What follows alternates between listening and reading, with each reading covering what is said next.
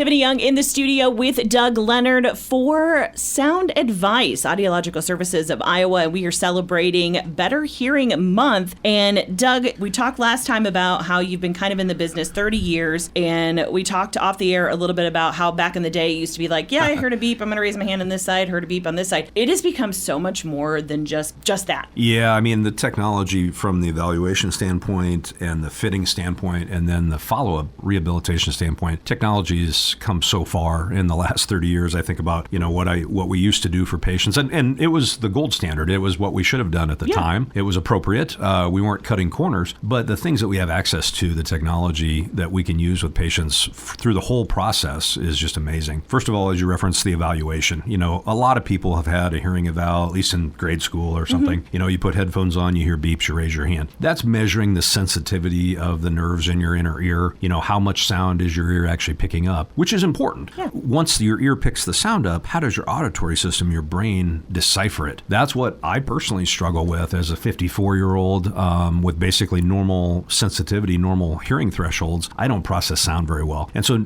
we have parts of our evaluation now that we can do to see how a patient can do with appropriate sound, how well do they process it when they're in a challenging listening environment? When you go to that wedding reception or the restaurant or the family gathering where there's 20 people in a room talking, if you're fit with appropriate hearing aids and get the sound that your ears need, then how does your brain decipher that sound? Because some people can do it well and some people can't. So that's just part of the evaluation that we have access to that we didn't, 30 years ago. Right, because it almost just seemed like a basic, can I hear it, can't I hear it? But now you talk to people who are like, well, I can't hear at this level, or as male voices or higher, higher voices. So I think that's very interesting because a lot of times we just automatically think, I can hear, Yeah, and there are people who, once you give them the amount of sound, they do well in a setting that's difficult. But some people can't. And if they can't, you want to know that during the evaluation. You don't want to give them false hope. But that also, if we fit them with hearing aids, which they might need, we might need to use accessories then. We might need to use a TV streamer because maybe their environment where they listen to television is kind of a loud, echoey, big room and they need better input from their television. Maybe we need to use a partner microphone so that, when the patient and their spouse go out to eat dinner and it's just the two of them in a noisy environment, they can hear that spouse